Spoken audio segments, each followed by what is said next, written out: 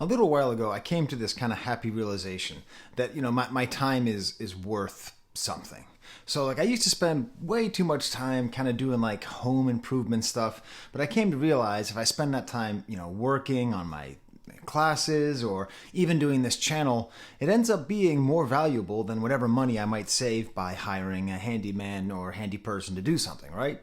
So that all leads into the fact that I had someone paint my deck. All right, hey, I wasn't going to sit up there and spend hours and basically stop doing videos just so that I could be the one to sit there on the scaffolding and painting. So we hired this guy named Sam, a very idiosyncratic dude, old hippie, just a really old hippie dude with his hair down to his back. And he was good. He was inexpensive, which was great, but he was really slow. Like, it took him weeks. This dude brought a microwave to the work site because that's how long we thought we were going to have to start charging him rent, okay? And one Monday, he doesn't show up. It's like, what's up? It's a nice day. It's not raining. We talked to one of his partners, someone else who's worked with him in the past, and he said, where's Sam? The friend says, oh, well, Sam's not going to be showing up today. It's a Monday. Oh, really? Oh, he had a big weekend. Oh, what did he do? Motorcycle stuff. And apparently that was supposed to communicate enough information to my wife and I to understand, of course he's not going to come by and do the job that we're paying him to do because of motorcycle stuff. I think this album, Hardstone Psycho, by Don Toliver, in a lot of ways could be summarized thematically by that vague sentence. Motorcycle stuff. The imagery, the idea, it's hinted at, but it's not fully explained. I like this album a lot, and I think it's really good. I think it's like 3/4 of a theme album. Too often, I would say it just boils down to just that same sense of motorcycle stuff. The greatest compliment, and probably the biggest insult I could give this album, is that it really flirts with greatness. It doesn't quite achieve it, but it does such a good job. It has so many nice little points, so many nice songs, so many interesting ideas that I definitely think it's worth discussing. Thank you for auditing the Always Positive New Music Review Show, hosted by a French professor who every once in a while, because I'm a dad, I like messing up artist names. Like I used to call Cardi B Cardib, and it's really hard for me not to call this album Don't Oliver Cold Stone Creamery. That's what when I think of this album, I think of it as Cold Stone Creamery by Don't Oliver, but it's not. It's Don Toliver. It's Hardstone Psycho, not Rhinestone Cowboy. And I'm fascinated because there's this thing which is happening and has been happening and is literally decades old. But as far as I can tell, we're reaching a new point as a culture, as a sort of mass American culture, as a hip-hop culture, as a music culture, towards really a new kind of omnipresence of rap and B, right? The mixture of, soul, hip-hop, there's all different kinds of terms for it, but the mixture of singing and rapping, of R&B aesthetics and rap aesthetics. I just taught my my hip hop class recently, last semester, and I was talking about Missy Elliott, and I was like, and actually I was talking about Lauryn Hill. I think she's a better example. I said, who is a better example, or who is even close to somebody who can sing as well as they can rap? And I was like, there's somebody I'm thinking of, and it took me like 5 minutes, and I finally realized it was Don Toliver. And while I'm saying this, I just realized that this really is a moment. My most successful video of this week is the one I did on Tommy Richman. And what is Tommy Richman doing, if not the exact same kind of genre mix that we're seeing here? Genre mixes happen all the time in movies. Think about action comedy, right? How likely are you to see an action movie? How likely are you to see a comedy movie? Maybe you will see an action comedy. Right, Beverly Hills Cop, whatever. That's the most recent. I should probably say Jumanji, right? Starring The Rock as Dr. Hardstone? Dr. Hardstone? Is he a Hardstone Psycho?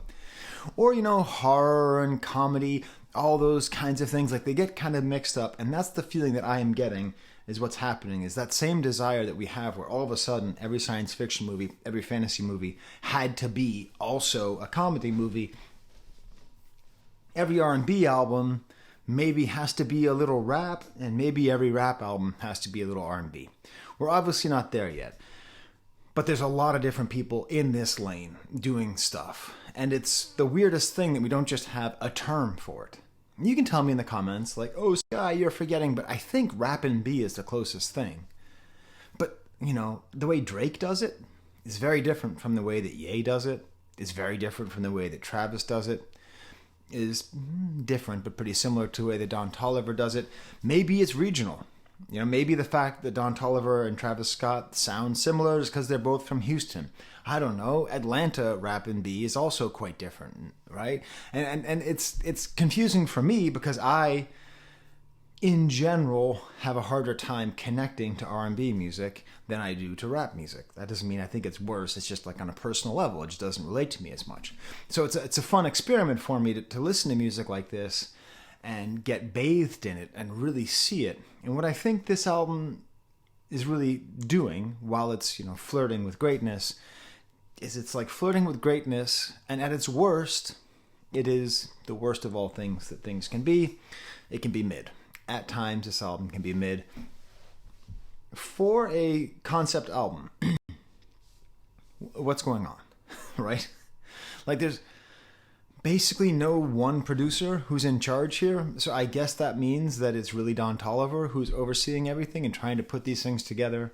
206 Derek has probably the most presence. He has his fingerprints most all over this album. Cash Cobain is most over this album. But in general, maybe that's part of the flaw of the album, that we're just like, there isn't like a directing force. Maybe it's this sort of like motorcycle stuff, abandoned concept album where like sometimes it works, sometimes it doesn't. In theory, it's broken into 4 different parts, and each different part has a different title, and each part has 4 songs, and it has this great ambition to be this great thing. And the idea, you know, of Hardstone as a country, it's a place where he lives, or he's the president. He's the president of Hardstone, the country of Hardstone. But like what is it? And their logo is like this modified iron cross, which is cool. You know, let's take away all the power from the iron cross we can. Speaking of which, I'm recording this video instead of watching the Germany-Hungary game right now. You're welcome. My prediction is Germany's going to win 2-0. We'll see what happens. So it's this great genre mix, and I think when it's at its best, it touches on greatness, and when it's at its worst, it's kind of mid. And if you like this video, smash the like bucket. AVAA, that's the American Sign Language. That I will always heart. Leave a comment, smash the like bucket, subscribe, do all those awesome things. Now I want to give you an example song. And this is, in my opinion, the best song on the album because it encapsulates everything that this album does. The track is called 4x4, with fittingly 206 Derek as the primary leader of the production team. The numerology of the album is there, these great kind of distorted sounds and high-rising synths, and then this whoo, very cool whoo sounds. My daughter she finds owls, my baby daughter, she's almost 2, she finds owls really funny, so she was laughing at this song. It's just this great, nice, slow, head-nodding beat. It sets this nice atmosphere. 4x4, I'm back on the road. Like the voice, he does all these different voice changes. You know, like in the beginning, he basically has a Kermit voice. Riding motorcycles make a pussy pop. Okay, it's not a Jordan Peterson. And when young men make their pussy pop, it makes me so sad. It's but you know, it's kind of like this weird jokey voice, and then kind of a higher voice, a little bit of guitar work. I want to say, I talk a lot. You know, I just did the JPEG Mafia song, which is very motorcycle themed as well. I'll talk about that in a second. Like, why are we in this motorcycle moment? But the tendency, I would say, that a lot of the motorcycle imagery crosses over with heavy metal imagery, right? Like the Iron Cross itself, beyond being associated with the German military, it's still the symbol of the German military. It was also the symbol of the German military between 1914 and 1918 and 1940, 1945. Some less than good moments in German history, but that's fine. It goes way, way, way back, hundreds of years. But the tendency would be to just have it be super guitar led, and thankfully it's not that way. It's not just doing that thing that I hate where rappers just think, we'll just get some guitar player and then we'll be rock stars. I just love the slowness of the song. And there's a single cowbell 808 sound. Ding. It's not even doubled. It's not even ding ding. It's just ding. It's just the best beat. And then the beat changes slightly and there's a much more straightforward rap verse. Running it up again. She get to chew on this dick like it's double mint. Chew? Chew? Dude, that's not imagery I like. You know what I mean? Teeth. Like, I don't want teeth involved. I definitely don't want chewing involved. But it's okay. I remember the double mint gum is good gum. It's right down the center, because juicy fruit doesn't last, like the flavor doesn't last long enough. Double mint's good, but it's weird. It's a weird thing to say. And then rhymes double mint with I'm running this shit like the government. A lot of weird sort of like governmental themes in this album. Told the B word to sit down, she doing too much. Say the outside, gotta prove it to us. Them itty bitty Glocks ain't moving to us. Get rolling, I put you in a blunt. So kind of like smoking on, kind of more aggressive imagery. The album does sort of go between sort of like outlaw, outrider imagery with more kind of lovey imagery. But then we have a beat change. There's cool high strings over kind of a choir sound, kind of woozy with more of a straight trap beat. Pull up clean in a Harley. And then later he plays on words with, Harleys are sometimes called choppers. And choppers are also sometimes called AK-47s or whatever, machine guns. Chopper City in the Ghetto by BG. Just a beautiful end of the album. So I'm going to get to the rest of the album, but what does it mean, this motorcycle stuff? It could just be a search for a different aesthetic, that we're maybe trying to picture, what kinds of luxury, what kind of images of masculinity can we represent. Maybe we're done with just talking about Maybachs. There's lots of Maybachs on this album. Maybe we're done talking about Trackhawks, although I think Pusha T basically just killed the whole Trackhawk industry. Maybe it's just a different kind of motor. But it is interesting because it's based on themes of being outside the law. It's based on an image of masculinity, a kind of rugged individuality, because you have to be an individual when you're on a motorcycle. Maybe you can have one person behind you. So I don't know. It's either like a deep, interesting thing about the individuality of our society and the way that perhaps we're moving even further away from collective good and even more towards individualism, and that might actually work really well with some of the hyper-capitalistic themes of mainstream rap. Maybe that's why motorcycles are happening. Or maybe, I don't know, Don Toliver got drunk and watched a season and a half of Sons of Anarchy. He was like, I want that. Broken into four. So the first part was called Thunder Road, which I think is the name of like a biker magazine.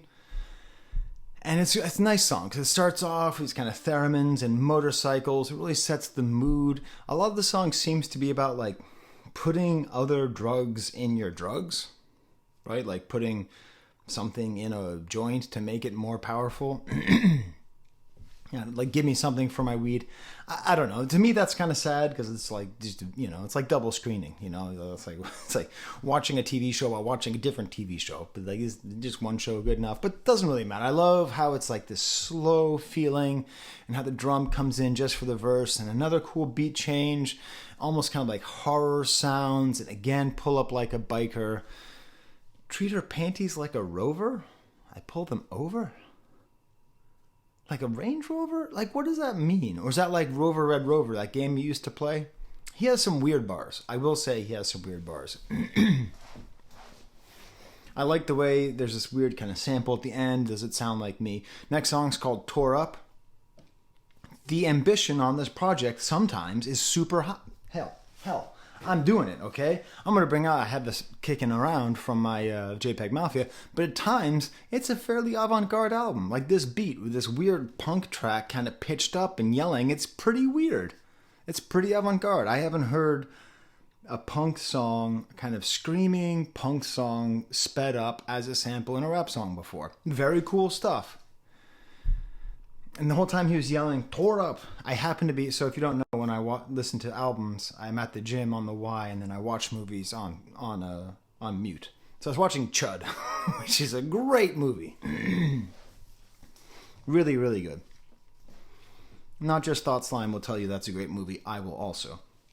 And so the whole time he was saying, tore up, I just kept on hearing him say, chud, which I know isn't what he was saying, but just the way he pronounced it. The lyrics here, she back to back, she in that mode, I rip her tracks out, she gotta go, I hop up on my bike, it's peace and adios, it's not about where you're at, it's about where you go. That's the other side of the freedom of motorcycles, the way that it's used here, that it's like a symbol of non-contingency, of not being connected to anybody, and the ability just to leave a woman the second after you have sex with them. Again, this album sometimes seems to be a very loving album about like figuring out how to grow up and be in a meaningful relationship, because he's apparently with Kaliuchis. I liked her album from earlier this year. So the next track is called Brother Stone, featuring Kodak Black, little piano trills. I understand that it's not cool to like Kodak Black, and I don't like some of the things he's done.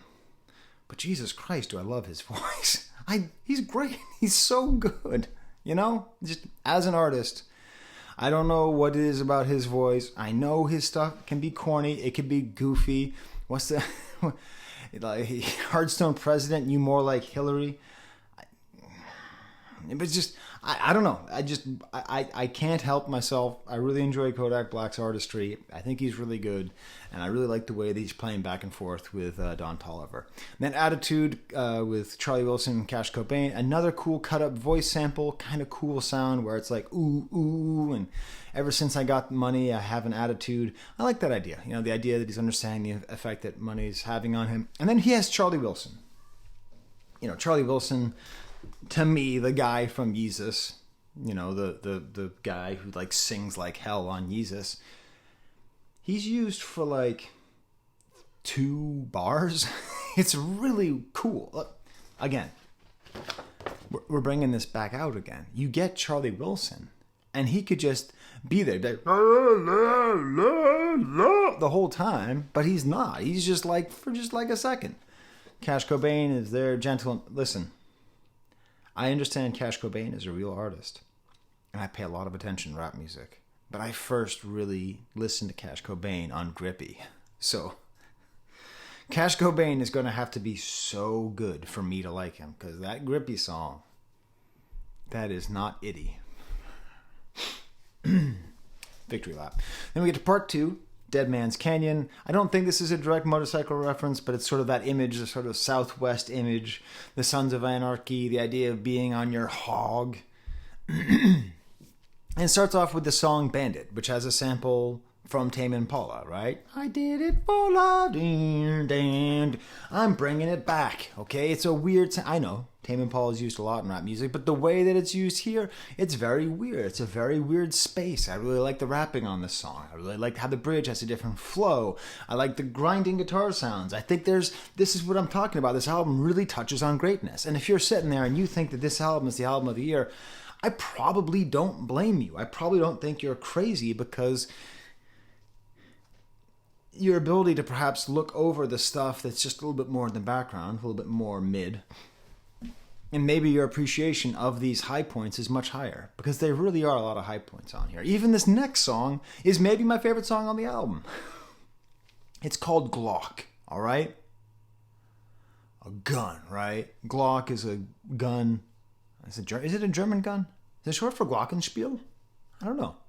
But Glock is a... Geez, Germans, I don't mean to be taking shots at you. I love Germany. I've been to Hamburg. Been to Berlin. I've been all over the place. I've been to the Zeppelin Museum, okay? I'm driven all over your beautiful country, so I'm not trying to make fun of you. I'm not trying to scheiße on y'all. But Glock is like a gun, right? And so you'd think this is going to be the song. He's going to be killing and drilling. And then who comes in? Whitney Houston, singing the song Waiting to Exhale. 2 things about Exhale, Waiting to Exhale. One, I once had a yoga instructor with a really thick Rhode Island accent. And at the end, when we'd be doing Shavasana, death pose, where you just lie down on the ground, she'd try to get you to relax. But the thing was, I couldn't stop laughing at this woman's ridiculous accent. Very good. Now, exhale. Inhale and exhale. That's one thing. Other thing, waiting to exhale, the song Shoop. Okay, the other thing that happened. Shoop came out in the mid-90s, and it was this theme song to the Whitney Houston movie. And then there's also Shoop by Salt and Pepper, which is like kind of like a sexy song. So I remember being a suburban white kid thinking, is Shoop a thing? Is this like a thing? Like, is this some like black thing that I don't like? Does Shoop have this much dynamism that it means shoop, shoop, shoop, shoop-ba-doop? And it also means this kind of like nice, gentle thing here. I'm sorry, I have to look up. I have to make sure that, yeah. That was 93. Okay, so Shoop, the song, was 93. And then Shoop, Waiting to Exhale, was 95. So I don't really know what it is. But I will say this kind of warbled sample of Waiting to Exhale. I guess we're approaching the 30th anniversary of me pretending not to love that song. I love that song. I love it. I've had a weird relationship with Whitney Houston my whole life because she was so all over the place when I was a kid and I didn't really understand her artistry. I didn't understand that people could sing well. It just didn't matter to me at all, right? But that's a really nice song. It's a really cool song, and she uses it really well. And I actually, one place where I like the trap hi-hats, more on that coming up soon. And it's just really nice. It's this really cool sound. And what's going on, rap music? First we have, okay, my job, I'm an observer, okay? I'm not a participant in hip-hop culture, I'm an observer of hip-hop culture, okay? I am just as much a part of it as I am 17th century French court, okay? Which is another thing that I study. Ski Mask the Slump God made like a very deep Stella Got Her Groove Back reference, and then this song samples Waiting to Exhale.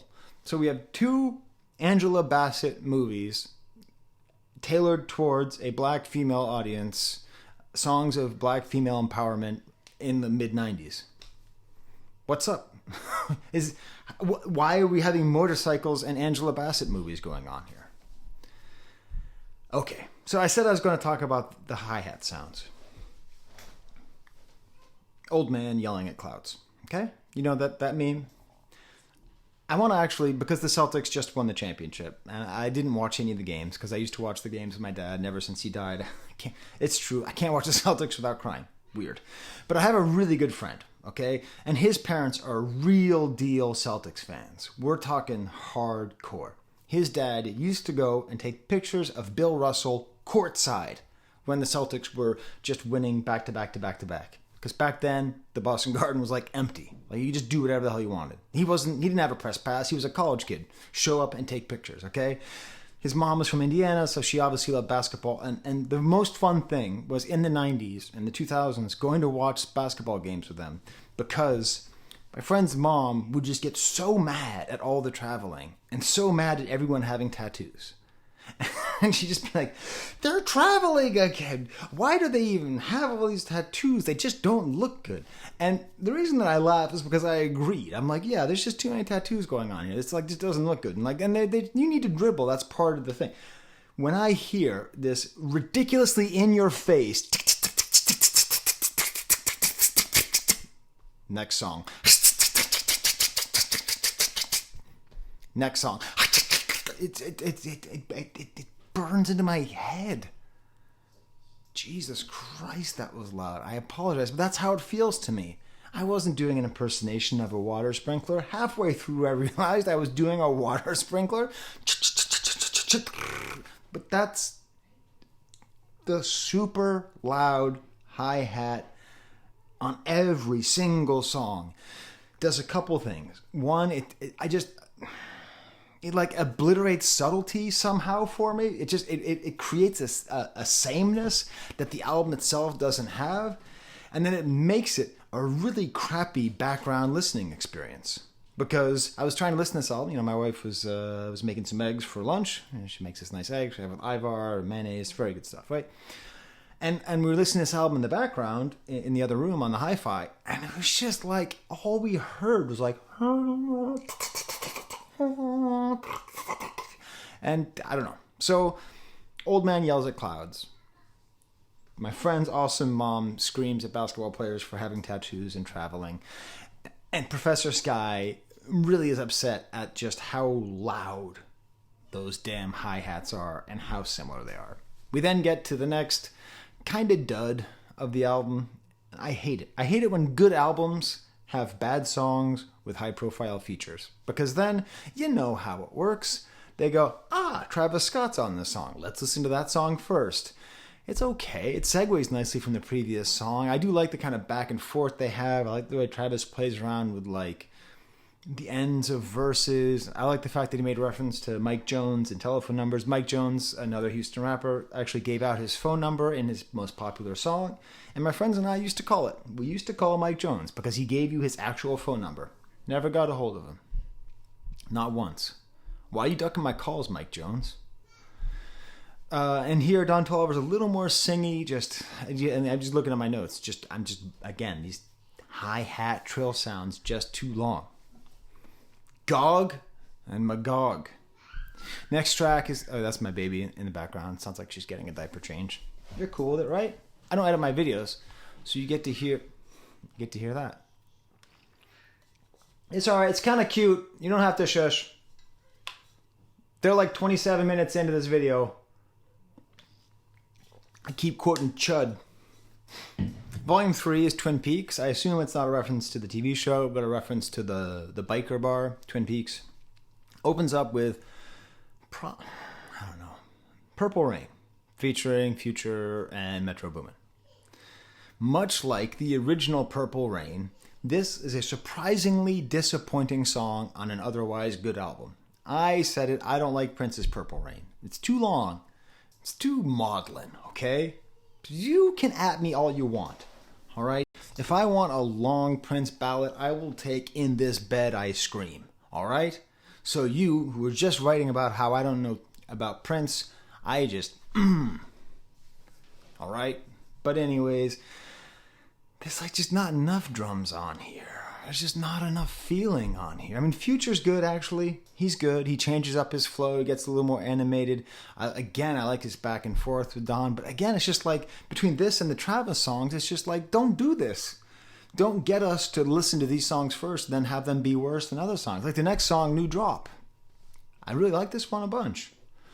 Two Girls in the Cut. Yeah. I definitely heard Two Girls and a Cup. When I first listened to the song, I was like, damn, he's getting freaky. No, it's Two Girls in the Cut. Settles slowly, nicely, builds nicely. He talks about how he feels like he's Tupac. And this is weird, right? Because JPEG Mafia just said he feels like Tupac in the song that I reviewed yesterday. Again, I don't know what's going on here. I think what he means is the biker chic. If you've never seen FD Signifier's videos about Tupac and how he's sometimes kind of gay-coded, sometimes talking about Tupac's leather daddy chic, which ties in very much to kind of biker gang chic, please check out FD Signifier's videos on the topic. I assume that's what he means by I feel like Tupac, because like my first image of motorcycle gangs was the California Love video. That's my image. And then later I saw whatever, Easy Rider and stuff. My grandmother was a very opinionated woman. She once told me, Skye, every motorcycle rider is a drug dealer. she just told me that just categorically. I don't know if that's true. Tell me in the comments if it's true. And then this one becomes sort of like a house hit. Then the beat changes. And I felt, Two Girls in the Cut, and I fell in love with, I fell in love with, Do you know what this song is like? Do you know who he's actually sounding like? I think he sounds like Drake.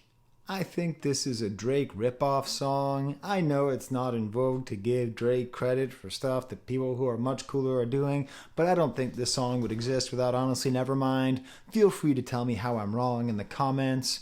I need to stop recording videos in the extreme heat because I just keep getting weirder and weirder. Remember me in my office? I'm all like, thank you for auditing, blah, blah, blah. Now I'm sitting here, I'm just... Backstreets is the next song. It's back, all right? And it's featuring Tizo Touchdown, and I have a very soft spot for Tizo Touchdown. He opened up for Travis Scott in the concert that I saw. I really enjoyed his like mixture of glam and vulnerability. It's very good. It appears on this track as well. More cool guitar sound here. Just great vibes on this song in general. Nice kind of downbeat. This is the best feature on the album, the Tizo Touchdown feature. I really like him on here, back and forth. Maybe sort of a Yeezus feel on here with these bass notes at the end. Then we get to the song Deep in the Water. And this is a real surprise, you know, because it's talking about like being deep in the water with the pregnancy with you. You know, it's just you and me. And it's this song about pregnancy and about being with this person who you're with. And I really like it. It's this really sweet moment about being with a pregnant woman and wading through the deep waters with her. And, you know, I'm about to have a fourth kid, like a month and a half. So, like, I understand this feeling. You ever seen a very pregnant woman in water? She's so happy because gravity is a sumbitch. And if you can do anything to release gravity, if you own a pool and you know a pregnant woman, you better invite that woman over to your pool. That's my other video. Okay, we don't have a pool. But I've thought about getting a pool just for the fact that gravity is tough. And so I really enjoy this. Weirdly enough, George and his girlfriend in the movie Chud, when I was watching this, were discussing that she got pregnant. Spoiler. And she was, kept on saying, like, the doctor says there is an alternative, but they decide they're not going to get an abortion. They are going to have the baby. It then cut into a commercial immediately for Pampers. So I'm thinking about my pregnant wife. I'm listening to a song about a woman who's pregnant and her partner singing about being deep in the water with her. The goddamn Chud movie is on talking about having a baby, and then it goes straight to a Pampers commercial. Life is fun. Lots of different coincidences. And again, I don't do commercials, but never buy Huggies, always buy Pampers. The only diaper that doesn't leak. I've tried them all. Not on me, but on babies. And myself. Volume 4, the last one. You see what I'm talking about? Like flirting with greatness? Maybe this album should have been 4x3. If this album were just 12 tracks long, it might be a lot better. Next track is called Inside. It's a neat idea. A song about like wanting to be inside with the person you love as opposed to outside. Maybe motorcycles kind of connect to that because when you're inside of a car, you're inside of a car. You can't be inside of a motorcycle. You can only ever be... Preposition time with Professor Skye. You can never be inside of a motorcycle. You can only ever be on a motorcycle. So when you are on a motorcycle, you are outside. When you are inside a car, you are simultaneously outside of the house and inside of the house at the same time. Prepositions, in, on, out, right? So maybe the motorcycle is a good way of showing a total lack of interiority, a total lack of insideness. I don't know. But it's kind of boring. I like the way the beat rides at the end. Weirdly enough, I think if the song were longer, it'd be better. If they just let there be more space for this beat. Because I like this weird sound in the back. I'm just, Next track is called 510. A little too long. Strings kind of go low to high. The goddamn hi-hat tattoos. Ride me like a roller coaster. Hey, rap. Hey, rappers. Professor Skye checking in with you. I understand it's very fun to make amusement park references to the act of human procreation and the sex act, but it's officially played out. We had a meeting, not just me, but the rest of humanity, and we just all decided we don't need any more dick like carnival or carousel or roller coaster. Okay, I don't want to hear like a Turkish twist on my, I don't need to hear any of it. Okay. Unless you get weird with it, okay? Unless you get like if you say like Superman Ride of Steel on my dick, that right there would be so confusing with its imagery and the sort of vague homoeroticism that I would approve of, okay? The heat. I gotta stop recording in the heat. I'm just getting goofy as hell. Then the absolute lowlight of the album, Last Laugh. And then ends with Hardstone National Anthem. I like this one a lot. This would definitely make the cut. Kind of a carnival sounding. Like, speaking of carnival, like, you know, not the part that refers to amusement parks in the second act. I mean, like, the kind of epic whoa that has a little bit of that feeling here. I think we're hearing a little bit of influence of Kanye's production on that. Nice low bass all over. This just feels very Ye to me. The way that it's singing. This feels very much in the Donda mold. Turn those tears into wine. That's a great lyric. I was raised by the woods. Did he say raised by the woods or raised by the wolves? Watch this. Raised by the woods. Raised by the wolves. Raised by the woods is a fascinating lyric. You know, that's like outside, inside. That's that idea of like, you don't even have anything to watch you. Like, you're just, the wilderness is raising you. And then Raised by the Wolves is just like, I get it. So who knows what he says. Ye style kind of vocalizing. And I think that's my end of this review. I will say one more thing. My son, who I think is a Don Toliver fan, he just kept showing me this meme of Dr. Nefario and Dr. Nefario from The Incredibles. Where is Dr. Nefario even from? I think so. Anyway, some kind of character called Dr. Nefario being like Don Toliver. I didn't think it was funny, but if you know who Dr. Nefario is, please look up Dr. Nefario, Don Oliver mashup. I'm gonna pass out. All right. Till next time, be an organ donor. Watch Chud. Buy Pampers, and there's the camera. Oh, wait. My Patreons. This video might get some views. Thanks to all these folks for supporting me. They helped me to buy music. I'm probably not going to buy this album, but who knows? I like it. It's fun. Probably not because of those damn hi-hats. Tell me in the comments how much that annoyed the hell out of you. All right. Till next time, there's the camera.